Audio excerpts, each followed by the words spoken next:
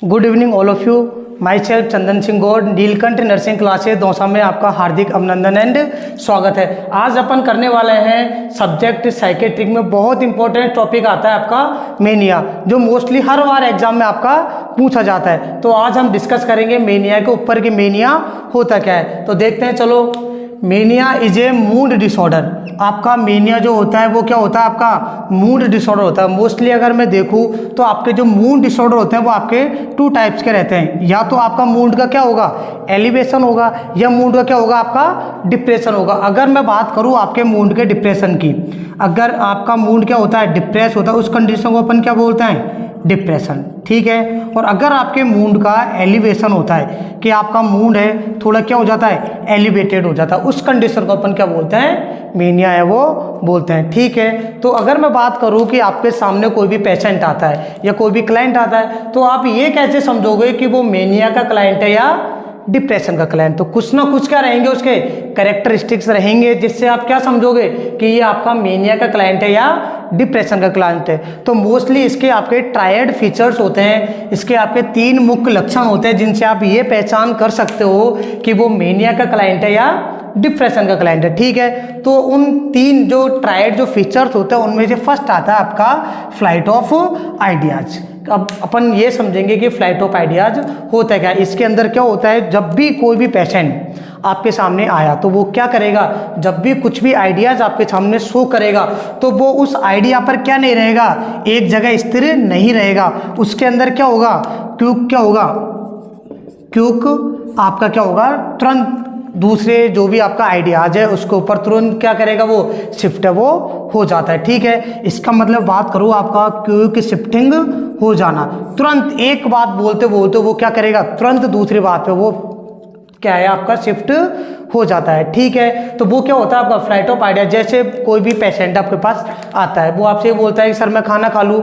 अब वो खाना खाने की बात पे बोलने के बाद में तुरंत दूसरे जो आइडियाज इस पर फिक्स हो जाएगा, तुरंत बोलेगा सर मैं नहाने जा रहा हूँ, सर मैं ये काम कर रहा हूँ, सर मैं वो काम कर रहा हूँ। तो वो एक बात पर क्या नहीं रहेगा, फिक्स है वो नहीं रहेगा, ना उस बात को वो कंप्लीटली करेगा। ठीक है। तो वो क्या होगा, आपका एक आइडिया से दूसरे आइडिया पे क्विकली क्या हो जाता है, शिफ्ट हो जाता है। उसको क्या बोलते हो आप, फ्लाइट ऑफ आइडियाज बोलते हो। अगर कोई भी मरीज आपके साथ ऐसा कर रहा है कि वो अपनी बात को कंप्लीट ना करके तुरंत क्या हो रहा है, सेकंड बात पे शिफ्ट हो रहा है, तो वो क्या होता है, वो फ्लाइट ऑफ आइडियाज रहता है। ठीक है। सेकंड अगर मैं आपके फीचर्स की बात करता हूं तो वो आता है आपका इंक्रीज साइकोमोटर एक्टिविटी।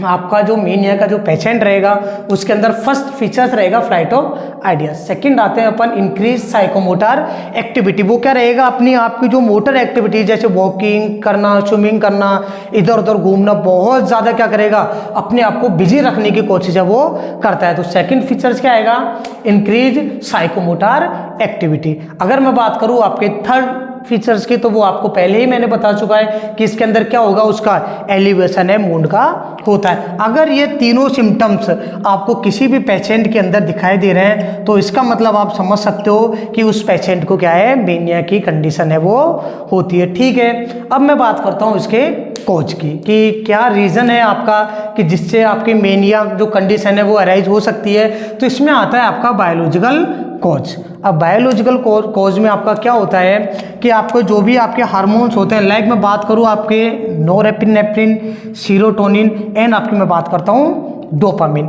इन तीनों का जो लेवल है वो क्या मिलेगा आपको, इसके अंदर आपको इंक्रीज है वो मिलता है। जैसे ही आप जाओगे तब आपका क्या होगा, जो भी डॉक्टर से आपके कॉज देखेगा या आपके हार्मोन्स का लेवल चेक करेगा तो उसके अंदर आपका नोरेपिनेफ्रिन, सीरोटोनिन और डोपामिन, इन तीनों का जो लेवल है वो आपको हमेशा इंक्रीज मिलेगा। अगर मैं बात करूँ इसके अपोजिट, अपन ने मूड डिसऑर्डर में 2 पढ़े थे, depression and mania. Upon first अभी मेनिया की बात कर रहे हैं। अगर मैं आपको डिप्रेशन की बताऊं तो अब आप खुद ये सोच सकते हो कि आपका मेनिया के अंदर अगर तीनों हार्मोन का लेवल इंक्रीज है तो ऑटोमेटिक डिप्रेशन अंदर क्या होगा, इन तीनों हार्मोन है इसका लेवल क्या होगा, डिक्रीज है वो आपको मिलेगा। ठीक है। अब आप इसको अगर नोट डाउन करना चाहो तो आप नोट डाउन कर सकते हो कि आपका मूड डिसऑर्डर होता है characterised by triad features, flight of ideas, increase psychomotor activity and elevation of the mood. आपको इन तीनों फीचर्स है आपको उस मेनिया क्लाइंट्स में दिखाई देंगे। मैं बात करता हूँ उसके कोज के, तो उसके अंदर आपका नोरेपिनेफ्रिन, सीरोटोनिन एंड डोपामिन, इन तीनों के लेवल क्या है मिलेगा आपको, इंक्रीज है वो मिलेगा। आप नोट डाउन। अभी अपन ने देखा था इसके डेफिनेशन के बारे में कि डेफिनेशन होती क्या, तो अपन ने ये देखा था कि मेनिया आपका मूड डिसऑर्डर होता है एंड उसके 3 जो फीचर्स होते हैं, फर्स्ट पढ़ा था अपन ने flight of ideas, second increase psychomotor activities पढ़ा था एंड थर्ड अपन ने पढ़ा था एलिवेशन ऑफ द मूड हो गया था। क्लियर है। उसके बाद अपन ने बायोलॉजिकल कॉज पढ़े थे। देन नेक्स्ट अपन बात करते हैं स्टेज ऑफ मेनिया की, मेनिया में आपकी कौन कौन सी स्टेज है वो होती है। इसकी मोस्टली अगर मैं बात करूँ तो 4 स्टेज आपकी होती है। फर्स्ट होती है आपकी यूफोरिया। यूफोरिया के अंदर क्या होगा, आपका जो माइंड है उसका माइंड एलिवेशन होता है मूड का, ठीक है। सेकंड आती है आपकी इलेशन। इलेशन के अंदर क्या होगा आपका थोड़ा सा मॉडरेट होगा। फिर आती है आपकी एक्जेल्सन एंड आपकी फोर्थ आती है आपकी एक्स्थेसी। एक्स्थेसी, ठीक है। अपन अब बात करते हैं फर्स्ट एंड सेकंड की कि आपका यूफोरिया एंड इलेशन क्या होता है, ठीक है। अगर मैं बात करूँ यूफोरिया की, तो इसके अंदर जो क्लाइंट्स है आपका उसका माइंड का क्या होता है, इसके अंदर माइल्ड है, एलिवेशन है वो आपका हो जाता है। मतलब जो एक्टिविटी करेगा वो थोड़ी कम एक्टिविटी करेगा, थोड़ा हाइपर रहेगा, बट बहुत ज़्यादा आपकी मॉडरेट एक्टिविटी है वो नहीं होगी, थोड़ा सा नॉर्मल रहेगी। मैं बात करूँ इसके अंदर आपका क्या हो जाता है, सेल्फ कॉन्फिडेंस है वो इंक्रीज हो जाएगा कि भाई मैं ये काम अपने से खुद कर सकता था। लाइक ऐसे जैसे आप सेल्फ कॉन्फिडेंस दिखाते हो ना, वैसे उसके अंदर क्या आ जाएगा, सेल्फ कॉन्फिडेंस है वो आ जाता है। नेक्स्ट बात करूँ कि वो जो क्लाइंट है सेल्फ कॉन्फिडेंस की वजह से कभी भी अपने आप को फेलियर है वो एक्सेप्ट है वो नहीं करेगा। Don't want to accept failure. Self confidence जैसे ही उस क्लाइंट्स का बढ़ा, वो कभी भी अपने आप को फेलियर है एक्सेप्ट नहीं करेगा। नेक्स्ट बात करता हूँ आपके इसकी कि इसके अंदर आपका जो भी क्लाइंट है वो जो एक्टिविटी करेगा वो कौन सी करेगा, इसके अंदर पर्पसफुल एक्टिविटी हमेशा दिखाता है एंड वो क्या रहेगा, बहुत ज़्यादा टॉकेटिव रहेगा, बहुत ज़्यादा क्या करेगा, बातचीत वो करता है। क्लियर है। फर्स्ट क्या आया इसके अंदर, जो मूड है उसका क्या रहेगा, माइल्ड एलिवेशन रहेगा। सेकंड आएगा कि इंक्रीज सेल्फ कॉन्फिडेंस, उसका क्या बढ़ जाएगा, अपने आप के अंदर है जो कॉन्फिडेंस है वो इंक्रीज हो जाता है। नेक्स्ट बात करता हूँ कि आपका don't want to accept the failure. Self confidence की वजह से वो कभी भी अपने आप को फेलियर है वो एक्सेप्ट नहीं करता है। नेक्स्ट बात करता हूँ आपका परफॉर्म पर्पसफुल एक्टिविटी। वो जो भी एक्टिविटी करेगा वो पर्पसफुल एक्टिविटी रहेगी एंड बहुत ज़्यादा क्या रहेगा, वो टॉकेटिव है वो रहता है। क्लियर है। मैं बात करता हूँ आपका सेकंड इलेशन की। इलेशन के अंदर क्या होगा, इसके अंदर क्या हो रहा था, माइंड का आपका माइल्ड एलिवेशन हो रहा था। इसके अंदर क्या होगा, आपका जो मूड है उसका मॉडरेट एलिवेशन है वो हो जाता है। अब जैसे ही उसका मॉडरेट एलिवेशन हुआ तो उसके अंदर क्या एक्टिविटी बढ़ेगी, यूफोरिया तो उसके अंदर होगा ही। यूफोरिया के साथ साथ में उसकी जो साइकोमोटर एक्टिविटी है वो भी इंक्रीज हो जाती है। वो बिना काम वाली डिसऑर्गेनाइज जो पर्पसलेस जो एक्टिविटी है वो करने लग जाएगा। बिना काम की एक्टिविटी, जिस एक्टिविटी की उसको ज़रूरत ही नहीं है करने की, वो एक्टिविटी भी क्या होगा, वो करने लग जाता है। क्लियर है। आपकी जो मूड है उसका मॉडरेट एलिवेशन हुआ तो आपका इसके अंदर यूफोरिया के साथ साथ में आपका क्लाइंट है उसके अंदर जो साइकोमोटर एक्टिविटी है वो भी इंक्रीज हो जाती है। इसकी वजह से आपका जो क्लाइंट है पर्पसलेस एक्टिविटी करेगा, बहुत ज़्यादा डिसऑर्गेनाइज एक्टिविटी करेगा, जिसकी वजह से आपका क्लाइंट है उसके अंदर आपको रेस्टलेसनेस है वो दिखाई देती है। बहुत थका थका सा रहेगा, फिर भी नहीं मानेगा, फिर भी पर्पसलेस एक्टिविटी वो करता रहेगा। इसके अलावा जैसे ही वो बहुत ज़्यादा एक्टिविटीज़ करता है तो उसकी जो बायोलॉजिकल डिमांड है लाइफ की वो क्या हो जाती है, आपका इंक्रीज हो जाती है। जैसे सेक्सुअल एक्टिविटीज़ है, इसके अंदर आपकी जो भी बायोलॉजिकल उसकी ड्राइव्स है वो क्या हो जाती है, इसके अंदर इंक्रीज है वो हो जाती है। नेक्स्ट बात करूँ, आपका क्लाइंट्स क्या है, बहुत ज़्यादा मोटर एक्टिविटी दिखा रहा है तो अपने आप को क्या शो करेगा कि मैं बहुत ज़्यादा बिजी हूँ। बिजी कैसे होगा कि वो क्या कर रहा है, आपकी पर्पसलेस है, डिसऑर्गेनाइज एक्टिविटी है वो कर रहा है। बिना मतलब इधर उधर घूमेगा, कभी इधर जाएगा कभी उधर जाएगा, तो अपन को क्या लगेगा कि यार ये क्लाइंट से तो बहुत ज़्यादा बिजी है, अपन को टाइम ही नहीं दे पा रहा। तो इस वजह से जो पेशेंट आपको दिखाई देगा वो बिजी दिखाई देगा और बहुत ज़्यादा क्या होगा, वो एनर्जेटिव आपको दिखाई देगा। बहुत ज़्यादा एनर्जी रहेगी तभी बहुत ज़्यादा साइकोमोटर एक्टिविटी है वो कर सकता है। क्लियर है। अपन ने अभी 2 इसकी स्टेज देखी थी, फर्स्ट यूफोरिया एंड आपका इलेशन। अगर मैं इनकी नॉर्मल डिफ्रेंशिएट बात करूँ तो इसके अंदर आपका माइल्ड होता है इसके अंदर आपका मॉडरेट होता है। इसलिए जो क्लाइंट है आपका पर्पसफुल एक्टिविटीज़ करेगा, अब यहाँ से आपकी पर्पसलेस एक्टिविटी है वो करता है। सेकंड, सेल्फ कॉन्फिडेंस बढ़ेगा, इसकी वजह से अपने आप को क्या है वो फेलियर एक्सेप्ट नहीं कर पाएगा, ठीक है। एंड आपको मैं इधर आता हूँ वापस, तो इसकी बायोलॉजिकल डिमांड है वो बढ़ती जाती है और आपका यूफोरिया के साथ में साइकोमोटर एक्टिविटी है वो आपकी बढ़ जाती है। क्लियर है। नेक्स्ट अपन पढ़ेंगे एक्सल्सन एंड एक्सटेसी। इससे पहले मैं आपकी कल हमारे डायरेक्टर सर रहे, उन्होंने कल आपको एक बहुत इंपॉर्टेंट से न्यूज़ दी होगी कि हमारी कोचिंग संस्था ने जो आपके सेकंड ईयर के जो MSN वाले बच्चे हैं, सेकंड ईयर में जो आपके MSN वाले बच्चे हैं, जिन बच्चों की MSN है वो अभी थर्ड ईयर में है, उनकी बैक है, या कोई बहुत ऐसे बच्चे हैं जिनके वो फोर्थ ईयर में है और उनकी MSN में अभी भी बैक है, तो कहीं ना कहीं जब तक वो MSN सब्जेक्ट है या कोई और बैक है, जब तक आपकी क्लियर नहीं होगी आप फोर्थ ईयर का फोरम है वो नहीं भर सकते। तो हमारी कोचिंग संस्थान ने आप सबके लिए आपका जो MSN है उसका 7 डेज क्रैश कोर्स है, 7 डेज क्रैश कोर्स स्टार्ट करने के लिए कुछ सोचा है। उस 7 डेज क्रैश कोर्स के अंदर आपको योगेंद्र सर है वो आपको 7 डेज के अंदर पूरा जो MSN है जिसके जितने भी आपके इम्पोर्टेंस टॉपिक बनते हैं, लाइक मैं बात करूं अगर मैं कार्डियो सिस्टम की, तो कार्डियक सिस्टम के अंदर मोस्टली आपका MI है, एंजाइना पेक्टोरिस है। अगर मैं आपकी GIT की बात करूं तो उसके अंदर आपका पेप्टिक अल्सर है, आपका गैस्ट्राइटिस है, इसके अंदर पेरिटोनाइटिस है। मैं अगर बात करूं रेस्पिरेटरी की तो उसके अंदर आपका अस्थमा है, COPD है, TB है। लाइक आपके जितने भी इम्पोर्टेंस आपके क्या है क्वेश्चन है वो आपको यहाँ पर सारे सॉल्व कराए जाएंगे, ठीक है। आपको अराउंड आपके 3 से 4 आवर्स आपकी कंटिन्यू रोज क्लास होगी 7 डेज तक। एंड आपको उसके अंदर जितने भी इम्पोर्टेंस टॉपिक है जो आपके एग्जाम के पर्पज से क्या है बहुत इंपॉर्टेंस है वो आपके सारे कवर करवाए जाएंगे। देन उसके बाद में आपके एक टेस्ट है वो बिल्कुल आपके RUHS के पैटर्न पे लिया जाएगा, ठीक है। तो मेरा सभी बच्चों से रिक्वेस्ट है कि जो बच्चों को अगर समझने में प्रॉब्लम आ रही है घर पर या वो समझ नहीं पाते हैं वो आप हमारे साथ जुड़ सकते हैं। हम आपको इतने प्रिपेयर्ड कर देंगे कि आपको कोई भी क्वेश्चन आता है तो उसको लिखना कैसे होता है, जैसे उसकी डेफिनेशन है, फिर उसके आपके कॉज है, रिस्क फैक्टर है, कैसे कैसे आप उस क्वेश्चन को आपको ऑर्गेनाइज तरीके में लिखना है जिससे आपके अच्छे नंबर है वो आ सकते हैं। अगर कोई भी बच्चा अगर आपका इंटरेस्टेड है तो हमारे कोचिंग संस्थान पे आप आकर मिल सकते हैं, या आप ऑनलाइन हमारे जो फ़ोन पे नंबर है उस पर आप पेमेंट करके, ओनली जो आपका इसका पेमेंट रखा गया है वो 299 रुपये रखा गया है 7 डेज़ के लिए, ठीक है। तो आप आओ एंड हमारे साथ जुड़ो जिससे क्या हो आपको ज़्यादा से ज़्यादा फायदा है वो मिल सके, ठीक है। अब अपन नेक्स्ट स्टार्ट करेंगे अपना एक्सल्सन एंड एक्सटेसी। आप इसको नोट डाउन कर सकते। अभी अपन ने क्या देखा था, यूफोरिया एंड इलेशन के बारे में अपन ने डिस्कस कर लिया था।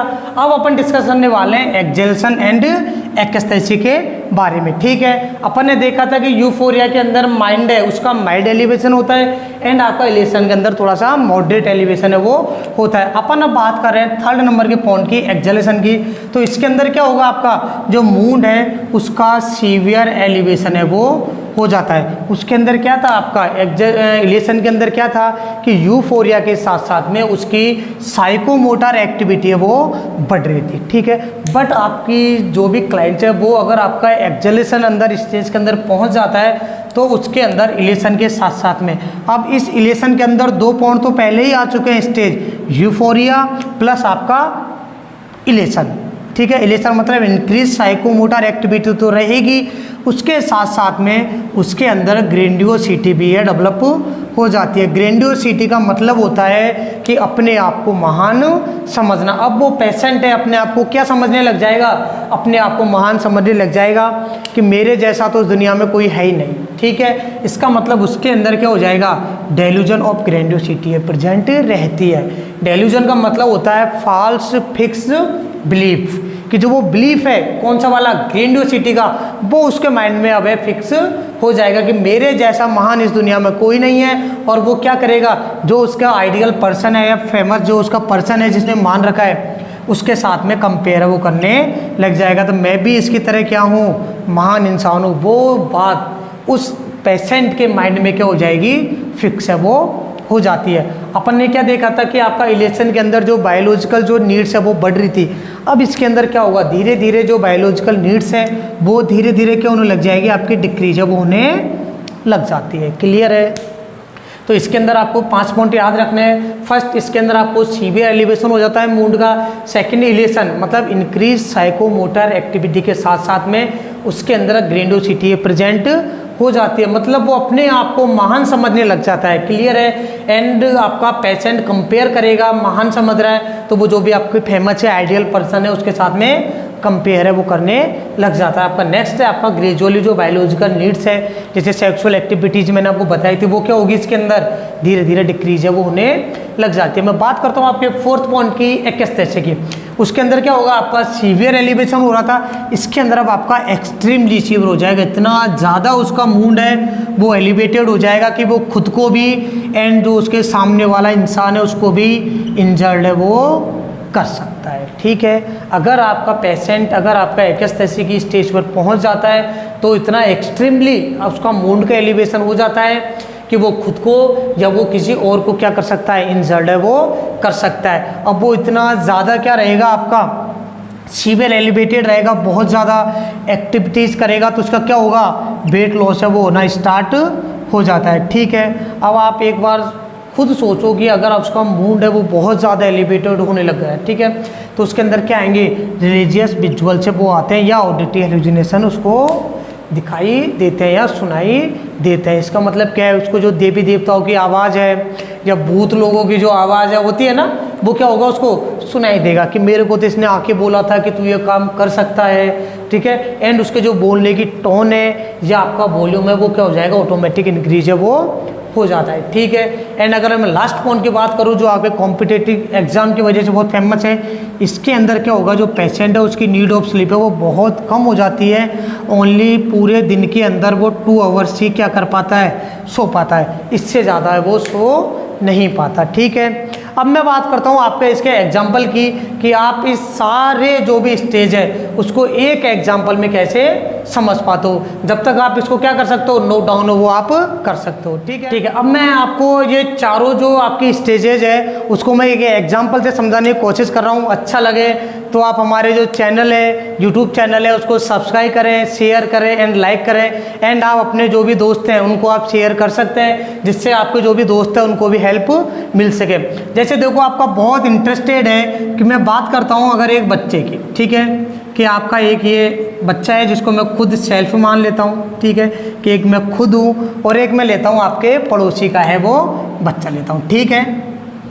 और ये आपका है पड़ोसी का बेबी है। ठीक है?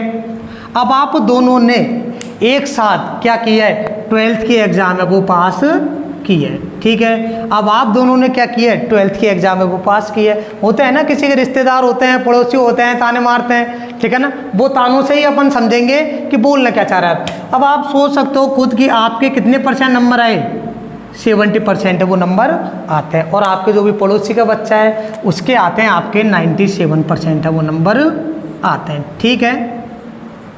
अब आप सोच सकते हो कि जब आपके पास वाले बच्चे के 97 आते हैं और आपके अगर क्या आते हैं 70% आते हैं, तो खुद मान सकते हो आप किस में जाओगे, थोड़ा बहुत डिप्रेशन में जाओगे। ठीक है? और हम जैसे बच्चे तो कोई डिप्रेशन में नहीं जाते, 7% हमारे लिए काफ़ी है। ठीक है? अगर मैं बात करता हूँ आपके पड़ोसी के बच्चे की 97%, तो वो किस में जाएगा, आपका मेनिया में वो जाता है। ठीक है? अब वो मेनिया में जैसे ही जाता है तो आप सबसे पहले आपकी फर्स्ट स्टेज उठाओ, क्या है आपकी यूफोरिया है। वो क्या रहेगा आपका यूफोरिया में, उसका जो माइल्ड है उसका क्या होगा, माइल्ड है वो एलिवेशन वो होता है। सपोज करो जिस बच्चे के 97 नंबर हैं उसका मूड तो वैसे ही हवा में उड़ने का होगा, तो उसका क्या होगा, मूड का माइल्ड एलिवेशन है वो होता है। इसके अलावा अपन ने क्या देखा था, इसके अंदर बहुत ज़्यादा मोर टॉकेटिव होता है, बहुत ज़्यादा बातें करेगा कि देखो मेरे इतने नंबर आए हैं, और आपका नाम ज़रूर लेगा वो कि देखो मेरे बगल वाले के तो 70 ही आए और मेरे कितने आए, 97 है वो नंबर आए। ठीक है? और पर्पसफुल एक्टिविटी करेगा, अपने मामाओं को बताएगा, अपने और पड़ोसियों को बताएगा, साथ साथ में आपका नाम ज़रूर लेगा। वो ध्यान रखना कैसे कि भाई मेरे 97 आए और मेरे जो पास वाला उसके 70 नंबर है, तो वो जो एक्टिविटी करेगा वो कैसी करेगा, पर्पसफुल है वो एक्टिविटी करता है। ठीक है? अब उसके 97 नंबर आ गए। अब थोड़ी देर बाद उसको एक कॉल आता है कि आपका पूरे डिस्ट्रिक्ट के अंदर क्या आई है, फर्स्ट रैंक है वो आई है। क्या आई कि आपकी पूरी डिस्ट्रिक्ट के अंदर क्या आई है, फर्स्ट रैंक आई। अब सोचो उसका जो माइंड था वो अभी कौन से लेवल पे था, माइल्ड पे था। अब वो जैसे ही सुनेगा कि मेरी क्या आई है, पूरे डिस्ट्रिक्ट के अंदर क्या आई है, फर्स्ट रैंक आई है, तो सोचो उसका जो माइंड है उस ऑटोमेटिक क्या होगा, मॉडरेट है वो लेवल पे पहुंच जाएगा। ठीक है, बहुत ज़्यादा क्या करेगा वो, साइकोमोटर एक्टिविटी करेगा, कभी किसको बताएगा, कभी इधर भगेगा, कभी उधर भगेगा, कभी किसको बताएगा, और जो वो एक्टिविटी करेगा वो पर्पसलेस एक्टिविटी करता है, और उसको जो बायोलॉजिकल नीड्स है वो ऑटोमेटिक इंक्रीज है वो हो जाती है। ठीक है, अब फर्स्ट उसको क्या पता लगा, उसकी 97 बनी है। ये आपका कौन से स्टेज में है, आपके यूफोरिया के अंदर। सेकंड पता लगा कि उसकी फर्स्ट रैंक आई है। ठीक है, फिर वापस उसके पास कॉल आता है कि तेरी डिस्ट्रिक्ट ही नहीं पूरे स्टेट के अंदर फर्स्ट रैंक आई है।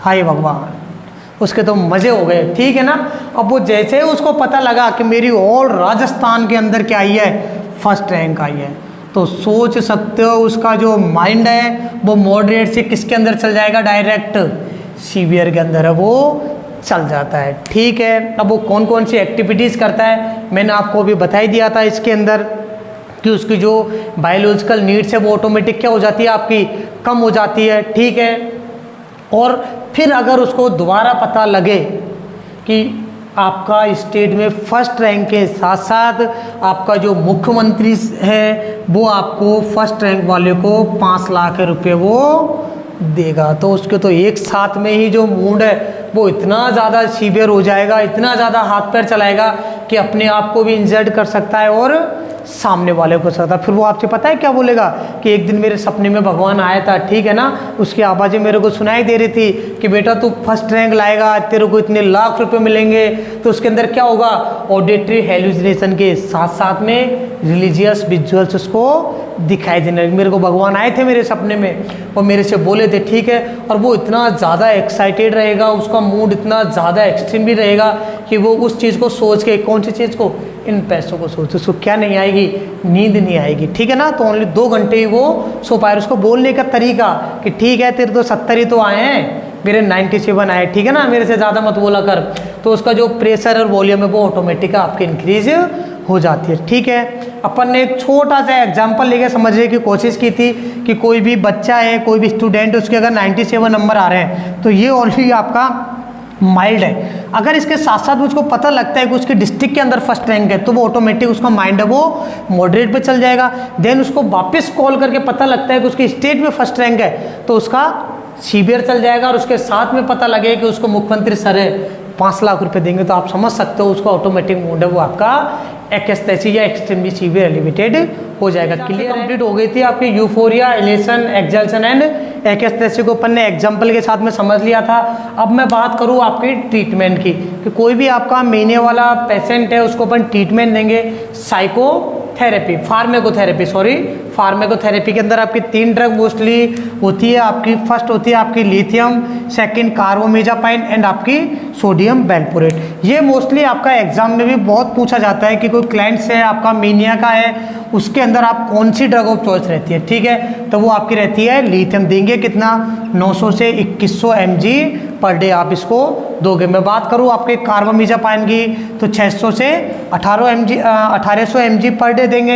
एंड आपका सोडियम वैल्पोरेट वो देंगे आपका 600 से 2600 mg पर डे देता है। इसके अलावा आपका ECT दोगे उस पेशेंट को, ECT से आपका उसका ट्रीटमेंट करोगे, एंड साइकोसोशियल आपका ट्रीटमेंट है वो दोगे। ये अपने आप में एक बड़े बड़े टॉपिक्स है। जैसे आपका लिथियम है, मेडिसिन अलग से आपके 4 नंबर में पूछ ली जाती है, आपकी कार्बोमेजापाइन एंड सोडियम वैल्पोरेट। ये वाला जो आपका चैप्टर है वो अपन जब भी नेक्स्ट क्लासेज में अगर जब भी आपका ट्रीटमेंट या मेडिसिन के बारे में पढ़ेंगे तब डिस्कस करेंगे। उसके अलावा आपका ECT है, ये भी अपने आप में 4 नंबर का जो क्वेश्चन है वो बनता है आपका साइकेट्रिक में। तो नेक्स्ट अपन कभी जब भी अपन क्लास अपलोड करेंगे आप ECT की क्लास लेंगे एंड आपका साइकोसोशियल ट्रीटमेंट। ठीक है, इनके बारे में अपन डिटेल्स में आगे बात करेंगे। अभी आप इतना समझ लो कि मेनिया के अंदर आपके जो फार्माकोथेरेपी के अंदर लिथियम, कार्बोमिजापाइन एंड आपका सोडियम वॉल्प्रेट देते हैं। इसके अलावा आप ईसीटी दोगे एंड साइकोसोशल ट्रीटमेंट आप दोगे। अब अपन डिस्कस करेंगे इसके बाद मैनेजमेंट की। तो नर्सिंग मैनेजमेंट होता है वो आपका बहुत इंपॉर्टेंट इसका पार्ट होता है। ठीक है, तब तक आप इसको नोट डाउन है, वो हमने इसका ट्रीटमेंट पढ़ लिया था। ठीक है, देन इसके बाद में अपन बात करते हैं मैनेजमेंट की, कि अगर आपके पास कोई भी पेशेंट है अगर मेनिया का आता है तो आप उसका जो मैनेजमेंट है वो कैसे कैसे आप करते हो। तो ठीक है, पहला देखते हैं आप इन्वायरमेंट मॉडिफिकेशन। ऐसे पेशेंट है उसका आपको जो उसके आसपास का जो इन्वायरमेंट होता है उसको क्या करना होता है, मॉडिफाई है वो करना होता है। अगर मैं फर्स्ट बात करूँ तो शेड्यूल्ड आपका रेस्ट पीरियड, वो क्या है, अपन ने क्या देखा था कि वो बहुत ज़्यादा क्या कर रहा था, इंक्रीज मोटर एक्टिविटी कर रहा था, उसको रेस्ट करने का भी क्या नहीं था, टाइम नहीं मिल रहा था। तो ऐसे पेशेंट है उसको अपन शेड्यूल्ड कर देंगे कि आपको इतने बजे से इतने बजे काम करना है, और उसका जो रेस्ट पीरियड है वो कर देंगे कि आपको इतनी देर तो आपको रेस्ट करना ही है। क्यों, जिससे उसकी जो एनर्जी है वो क्या रहे, बचत होती रहे। ठीक है, नेक्स्ट उसको आप क्या करोगे, रिलैक्सेशन टेक्निक और एक्सरसाइज के बारे में बताओगे, जिससे क्या है आपका जो पेशेंट है वो अच्छे से रिलैक्स रह सके। क्यों, वो आपका बहुत ज़्यादा हाइपर हो रहा था, आपके इंक्रीज मोटर एक्टिविटी कर रहा था, तो अपन उसको ऐसी टेक्निक्स बताएंगे जिससे वो क्या रह सके, रिलैक्सेशन है वो रह सके। एंड अपन उसको क्या देंगे, लिसनिंग, मतलब सुनने को क्या देंगे, सॉफ्ट म्यूजिक है वो देंगे। लाइक उसको बिल्कुल स्लो साउंड के अंदर अपन उसको सॉफ्ट म्यूजिक है वो सुनने को देंगे, जिससे क्या रहे, उसका जो माइंड है वो क्या रहे, थोड़ा सा रिलैक्स रहे। ठीक है, नेक्स्ट बात करता हूँ मैं आपका नॉन स्टिमुलेटिंग एनवायरनमेंट। वो मेनिया वाला पेशेंट है, पहले ही इतना हाइपर है कि वो खुद को और आपको इंजर्ड कर सकता है, तो आप उसको ऐसा एनवायरनमेंट प्रोवाइड करवाओगे जिससे वो क्या रहे, थोड़ा सा रिलैक्स वो है वो रहे। तो आपको कभी भी नॉन स्टिमुलेटिंग एनवायरनमेंट आपको उसको प्रोवाइड करवाना है, उसको आपको कभी भी चैलेंज है वो नहीं करना है। ध्यान रख लेना, अगर आपने उसको चैलेंज कर दिया तो मैंने आपको एक पॉइंट लिखाया था कि वो कभी भी जो चैलेंज है उनको तुरंत एक्सेप्ट करके आपके ऊपर अटैक है वो कर सकता है। जो आपको जहाँ तक कोशिश करनी है कि उसको नॉन स्टिमुलेटिंग एंड आपका अनचैलेंजिंग जो एनवायरनमेंट है वो प्रोवाइड आपको करवाना है। अगर मैं थर्ड पॉइंट की बात करता हूँ तो उसको आपको क्या रखना है, आइसोलेटेड है वो रखना है। अगर आपका जो पेशेंट है अगर वो सीवियर है, एक्सट्रीमली सीवियर अगर कंडीशन में पहुंच जाता है तो उसको क्या रखना है, जो आपका यूनिट है उसमें जो और पेशेंट है उनसे क्या रखना है, अलग है वो रखना है। नहीं तो वो उनको ऊपर क्या कर सकता है, अटैक है वो कर सकता है, जिससे आप उनको इंजरी कर सकता है या खुद को भी नुकसान है वो पहुंचा सकता है। नेक्स्ट सेम टू सेम आपका यही पॉइंट है कि आपको प्रोटेक्ट करके रखना है, किसको, खुद को भी प्रोटेक्ट करके रखना है उससे अगर वो बहुत ज़्यादा हाइपर होता है, और उसके साथ में आपके जो भी पेशेंट है या खुद उस पेशेंट को या फिर अदर जो भी पेशेंट आपके यूनिट के अंदर है उन सबको आपको क्या रखना है, प्रोटेक्ट करके है वो रखना है। नेक्स्ट मैं बात करूँ आपके जितने भी शार्प इंस्ट्रूमेंट हैं उनको आप क्या करोगे, उस जो पेशेंट है उससे आपको दूर रखना है। अगर वो थोड़ा सा हाइपर हो जाता है तो वो खुद को भी और या सामने वाले को भी क्या कर सकता है, इंजर्ड है वो कर सकता है। आपको कोशिश करना है कि उसके आसपास है शार्प इंस्ट्रूमेंट है बिल्कुल भी नहीं रहे। मैं नेक्स्ट बात करता हूँ आपका फिगर फूड, आपको उसको क्या देना है, प्रोवाइड करवाना है कि चलते चलते वो खा सके।